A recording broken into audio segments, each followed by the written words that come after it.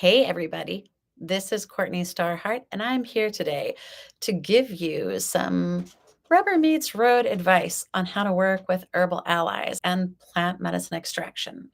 So, whatever applies to one plant applies to another in terms of making relations with it. All right, let's get started. If you want to see me on IG out in the wild, on Sunday I do my sermons where I walk through the park and I show you different plants and how to work with them. I've brought home a sample of some plants so I can show you a little about it in case you don't have them in your area or you're in an urban area. Maybe you're not familiar with any of this. So, there are four things that you need to know about plants, all right, to make an herbal ally. You need to know its characteristics. You need to know the concentration of what type of phytochemical or medicine is in it. You need to connect with it. And you need to have some kind of cultural background in how to work with these plant medicines. All right. So, look, here we go. There's all kinds of different ways of its extraction, four main kinds. And they go from the least medicine being pulled to the most medicine being pulled. So the least medicine and the kind of least dangerous, least concentrated way of working with plants is through water. When you go out, let's say you identify your red raspberry. We'll talk about red raspberry today and then a little bit about ayahuasca and how to avoid the dangers involved in taking ayahuasca, especially if someone else is brewing it or you're going to a retreat where you really don't know what's going on. Because the bottom line is, if you're not seeing that medicine being brewed, you don't know where it's coming from or what's being put in it. So, if you want to make your own medicine, then first identify the plant. Okay. You're going to need to identify the character of the plant. All right. Is it a vine? Is it a flower? Is it a bush? Is it a tree? Right. And different things reproduce in different ways. Then there are the characteristics of the plant, like what type of things stand out about the plant. A vine is often connective, like ayahuasca. A flower is often beautiful and it nourishes, it has honey and nectar. It's also kind of a portal. A tree, a big oak tree, has the quality of strength and its longevity. It's been there for a long time. Trees are wonderful allies for strength. All right. These are just some examples that you can think about. The raspberry plant is actually nourishing for hormones. It has an adaptogen, which is the building blocks for the hormones we need. And because we have so much adrenal fatigue in modern times, because we never really relax, our hormones have been depleted. And oftentimes, the other endocrine glands in our system aren't able to produce the hormones that are necessary for the other things, the feel good things, the visionary things, the personal power things, or the reproductive, even, because our adrenal fatigue has depleted all of our hormones. So, today we're going to talk about red raspberry. Raspberry right now is super easy to identify because it has raspberries on it. So, if you go out walking in the park or you see my video on IG, you'll be able to see what this plant looks like because the raspberries are there. The leaves have a particular quality, which is difficult to describe in words. You should look it up. All right. So here's what the leaf of a particular plant looks like. That looks a lot like raspberry, but it's not. Here, that's the leaf, and this is the stem or the stalk. Okay. So the stalk or the stem has the least amount of medicine oftentimes, especially if it's a larger, older plant. It is mostly roughage and it's not as much medicine. So that's the part about the concentration. So first you've got the character of the plant, the characteristics. Now you got the concentration. Where is the concentration of that phytochemical that you're looking for? Oftentimes the roots, the leaves, the flower, the fruit, and the stems have different concentrations. So you want to know that. You want to make a connection with the plant. That's the fourth part of the plant medicine extraction procedure. It's the most culturally loaded part because our wisdom keepers, both from Europe and from the Americas, as well as Africa and Asia, carried that tradition of herbalism. They had a connection with the plants and they had a way of working with them. When I studied with Susan Weed and the wise woman tradition, then we would take an herbal ally for an entire year. My first ally was mullein. So I've been talking a lot about mullein and its properties. My next ally was red raspberry because I was a pregnant mother at the time. My daughter is now going to college, so it's been a minute. But that first ally was wonderful because it was while I was pregnant and nursing, and those hormones from the red raspberry plant really helped me with lactation, with birthing, and with the gestation of my children. Both of them were born naturally, virtually painlessly, especially the second one because I knew what was going on and I wasn't at the birthing center. So it was a lot easier to do at home.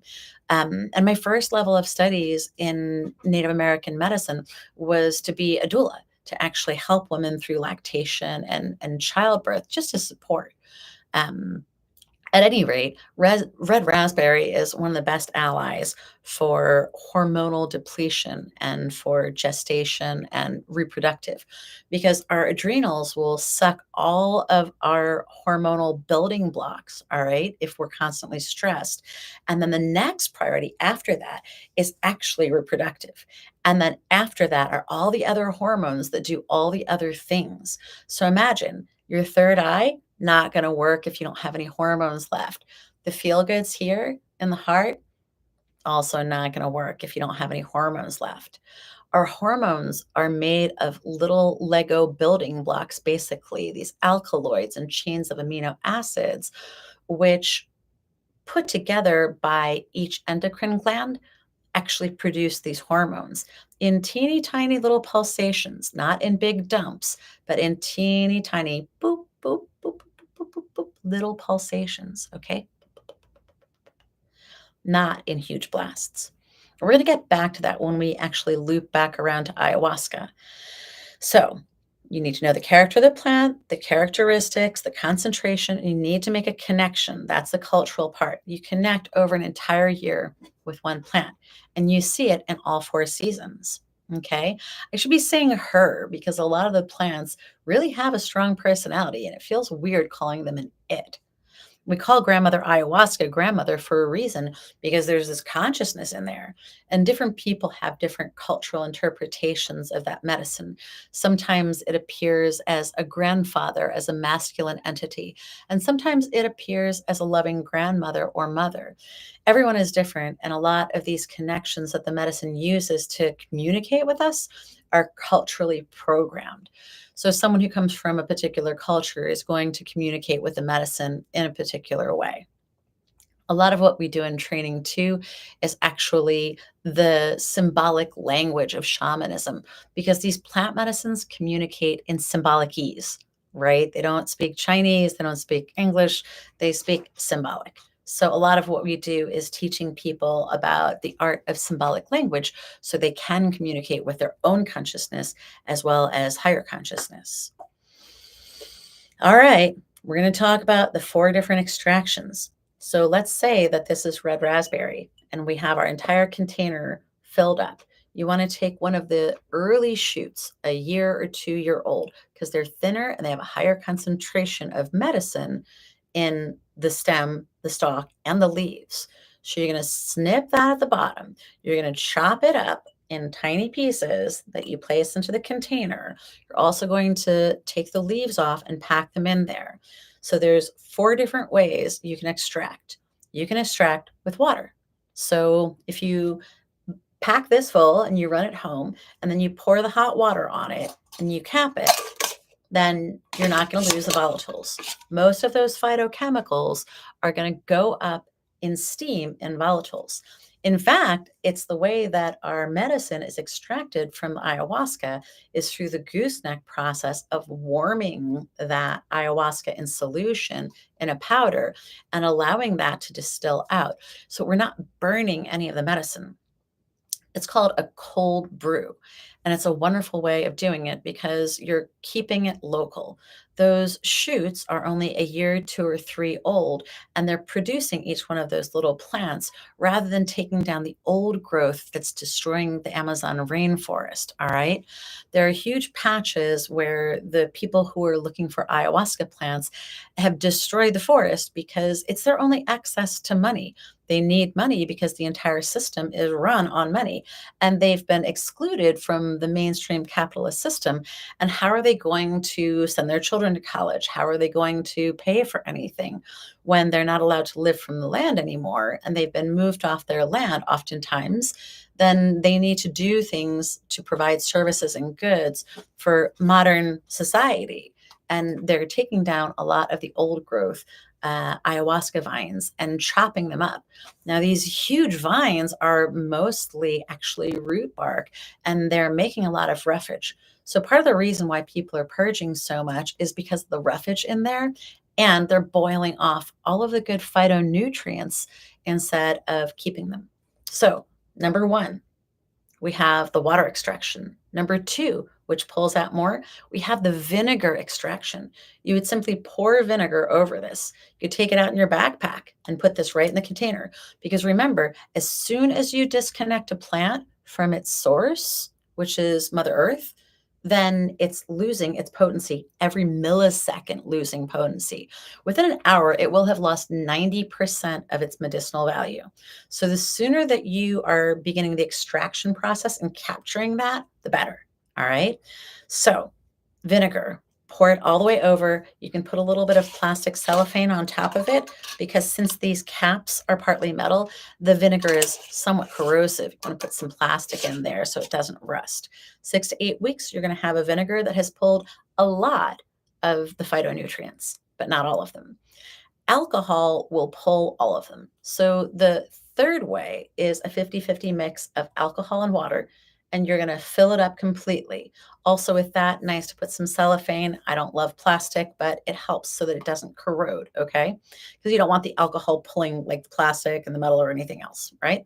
And also, it kind of seals it so that when you open it up, it's unsealed. 6 to 8 weeks again, you're going to see this dark color coming out of something green. And you have a tincture, which you can place under your tongue, or we recommend placing in water so that you're getting little tiny pulses, like your secretions would work in your body, tiny pulses. Sipping that tincture in water solution is going to help your body to be able to absorb it properly without overdoing it or overflooding your body with blasts of something. Fourth way is oil pull.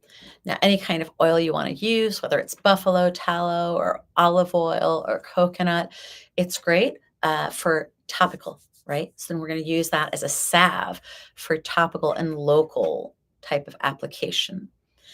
I hope that that makes sense. Those are the four ways that you can pull phytochemicals from plants.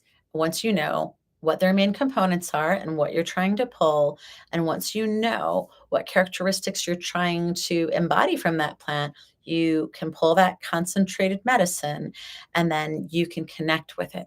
Once you've connected with that plant and you've made relations with it the way we do, it is much more powerful. And when you're working with it properly, it's a completely different thing. We also want to make an offering to the plant. Before we take that plant down and we disconnect it from its mother and we begin to ingest it, we need to make an offering to the plant. We like to make a relationship with it by sitting with it. We like to communicate with it daily. We like to care for it over a year so we know all of its characteristics. And we also need to make relations with it by making an offering.